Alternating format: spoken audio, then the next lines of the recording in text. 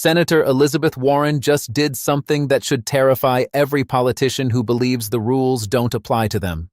She took Treasury Secretary Scott Bessent's own words, his strong support for banning members of Congress from trading stocks, and turned them directly against the man Bessent works for, Donald Trump. Last year, Bessent said something remarkable. He looked at the eye-popping stock returns of members of Congress and said, "If a private citizen traded that way, the SEC would be knocking on your door." Warren agreed. If any private citizen traded that way, the SEC would be knocking on their door. Those are strong words from someone who used to run a hedge fund. She introduced legislation to ban congressional stock trading. Then she asked Bessent, "Does the same standard apply to the president?" Because Trump's latest financial disclosures show he made more than 3,400 stock trades worth more than $250 million in just the first 3 months of 2026. That is roughly half of what all 535 members of Congress made last year combined. And virtually every one of those stocks is directly affected by Trump's official actions. Last month, President Trump's latest financial disclosures came out, and they show that he made more than 3,400 stock trades worth more than $250 million in just the first 3 months of 2026. That's roughly half of what all 535 members of Congress made last year combined. Warren laid out 2 specific examples. On January 6th, Trump purchased up to $1 million worth of NVIDIA stock. 1 week later, his administration loosened export controls so NVIDIA could sell chips to China. The stock price went through the roof. Trump also bought tens of thousands of dollars worth of stock in Robinhood and BNY Mellon. Then the Treasury Department chose those exact 2 companies to implement the new Trump Accounts program. Both stocks rose. President Trump bought tens of thousands of dollars worth of stock in Robinhood and the Bank of New York Mellon Corporation, known as BNY. On April 6th, your Treasury Department announced it had chosen the financial agent to implement the new Trump Accounts program, BNY and its partner, Robinhood. Both stocks, of course, have risen since then. Warren asked Bessent, should the SEC be knocking on Trump's door? Bessent's answer was not, no. It was, get your house in order first. Warren's response, my house is in order. How about the White House gets its house in order? Let's watch. Thank you, Mr. Chairman. So, Secretary Bessent, let's start with something you and I agree strongly on. Last year, you came out in support of a trading ban for members of Congress, and I have introduced legislation to do exactly that. You explained the need for a ban on our trading stock by saying, quote, you look at some of these eye-popping returns, every hedge fund would be jealous of them. And that, quote, if any private citizen traded that way, the SEC would be knocking on their door. Those are strong words from someone who used to run a hedge fund. Last month, President Trump's latest financial disclosures came out, and they show that he made more than 3,400 stock trades worth more than $250 million in just the first 3 months of 2026. That's roughly half of what all 535 members of Congress made last year combined. And the value of virtually every one of those stocks that the president traded in is directly affected by President Trump's official actions. So, Secretary Bessent, you and I agree that it is a conflict of interest for members of Congress to trade stocks. Do you also agree that it's a conflict of interest for President Trump to trade stocks? Well, a couple of things, Senator. One, President Trump is not sitting in the Oval Office engaging in a high-frequency trading strategy. Clearly, clearly he had an outside manager who was doing that. And I think it's incumbent upon both houses of Congress to get their house in order before you move to the administrative branch. You think it's okay for the president to do this? Because let's be clear, you are a Wall Street guy, so you know better. The investments that President Trump has made are not blind. President Trump literally signed the 113-page document publicly listing all of his individual stock trades at the same time that he is making decisions affecting those stocks. So you're going to sit here with straight face and say it's not a conflict of interest for the President of the United States to do that? I'm going to say this body needs to get its house in order first. How about we get the White House in order at the same time? I would encourage you to do that.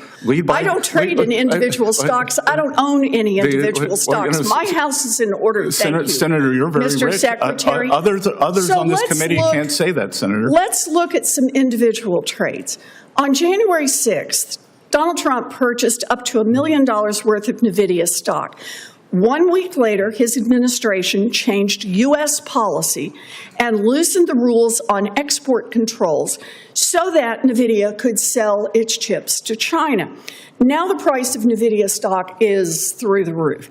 So, Secretary Bessent, you said last year, if any private citizen traded the way members of Congress do, quote, the SEC would be knocking on their door. So my question is, should the SEC be knocking on President Trump's door to start an investigation over this trade? Again, if this body wants to ban individual stock trading, which I would advocate for yourselves, start there. And if you want legislative action to continue, that's your prerogative. So it's our prerogative. So you would support our saying that President Trump should be investigated over this? I would support our trade should be investigated and President Trump should be investigated. I would support you getting your house in order, Senator. And how about the White House getting its house in order? Again, would you support that investigation? Please lead by example. I would like to see the President of the United States lead by example. You say there should be an investigation when that kind of activity takes place. How about we start with the White House? Well, you create one statute. more. The President Trump bought tens of thousands of dollars worth of stock in Robinhood and the Bank of New York Mellon Corporation, known as BNY. On April 6th, your Treasury Department announced it had chosen the financial agent to implement the new Trump accounts program, BNY and its partner, Robinhood. Both stocks, of course, have risen since then. So, Secretary Bessent, let me ask you a different question. If these stock purchases that Trump made were made using inside information, would that be illegal? Again, I'm not a lawyer. I'm not going to speak to that. And I think, would it be worth investigating? You don't have to be a lawyer. You're the one who said what should be investigated. Why don't we investigate many people on this committee, Senator? Many people. And you don't think the White House should have to follow the same set of rules that are already the law? I think you should get your house in order here. My house is in order. Thank you, Mr. Secretary. And you should have your fellow committee members, mostly on your side of the aisle, do the same. We need stronger anti-corruption rules and conflict of interest rules in Washington for everyone. And that includes the president and it includes Congress. And instead of draining the swamp, what Donald Trump is doing is he is enriching himself by taking advantage of his position. That is not public service. He's the one who should lead by example. This hearing is a masterclass in how to use a witness's own words to expose hypocrisy. Senator Elizabeth Warren came prepared with Bessent's past statements, Trump's trading data, and a simple question. Why do the rules apply to everyone except the president? Bessent's position last year was clear. He saw members of Congress making eye-popping stock returns and said that if a private citizen traded that way, the SEC would be knocking on their door. He supported a ban on congressional stock trading. Warren agreed. She introduced legislation. Then she asked Bessent to apply the same logic to his boss. Trump's trading is staggering. More than 3,400 trades in 3 months, worth more than $250 million. That is roughly half of what all 535 members of Congress traded in all of last year. Not a few trades here and there. A volume that would make any hedge fund manager jealous. And every single one of those trades is in stocks that Trump's official actions affect. Warren laid out the NVIDIA trade, January 6th.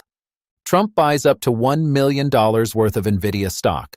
1 week later, his administration loosens export controls so NVIDIA can sell chips to China. The stock price goes through the roof. Warren asked Bessent, should the SEC be knocking on Trump's door? Bessent did not say no. He said, "Get your house in order first." That is not a denial. That is a deflection. He is not defending Trump's trades. He is attacking Congress. Warren called him out. She owns no individual stocks. She asked Bessent to name one member of this committee who has traded 3,400 stocks in 3 months. He could not, because there is no one.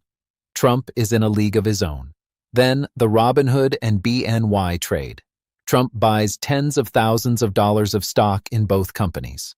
April 6th, the Treasury Department announces it has chosen BNY and its partner Robinhood to implement the new Trump accounts program. Both stocks rise. Warren asked Bessent if that would be illegal if it involved inside information. Bessent said he would not speak to that. He said, "Should we investigate many people in this committee?" That is whataboutism. It is not a defense. It is an attempt to change the subject. Warren's final question is the most important. She asked Bessent if the White House should follow the same set of rules that are already the law. Bessent's answer was, "Get your house in order." That is not an answer. That is an evasion. Warren responded that her house is in order. She then delivered the closing line that should be the headline of every news story about this hearing. Instead of draining the swamp, Donald Trump is enriching himself by taking advantage of his position. That is not public service. The numbers here are staggering. 3,400 trades, $250 million, 3 months, one man, the same man who campaigned on draining the swamp, the same man whose Treasury Secretary said that if a private citizen traded like members of Congress, the SEC would be knocking. The same Treasury Secretary who now refuses to say whether the president should be investigated. Bessent's defense is that Trump had an outside manager. That is not a defense. Having someone else push the button does not make the trades blind. Trump signed the 113-page document listing every trade. He knew what was being bought and sold, and he made policy decisions that directly affected those same stocks. That is the definition of a conflict of interest. Warren did not need to prove that Trump used inside information. She just needed to show the pattern, the timing, the policy changes, the stock movements, and she did. The underlying issue is not whether Trump broke the law. It is whether anyone in power is willing to hold him accountable. Bessent is not. He is the Treasury Secretary. He oversees the financial system. He could call for an investigation. He could refer the matter to the SEC. He could say that the president should be held to the same standard as everyone else. He did none of those things. He deflected. He attacked Congress. He said, "Get your house in order." That is not leadership. That is cover. Warren's closing statement is the moral of the hearing. She said we need stronger anti-corruption rules for everyone, including the president and including Congress. That is the standard. Not rules for thee, but not for me. Not one set of rules for politicians and another set for the president. One set of rules for everyone. Trump promised to drain the swamp.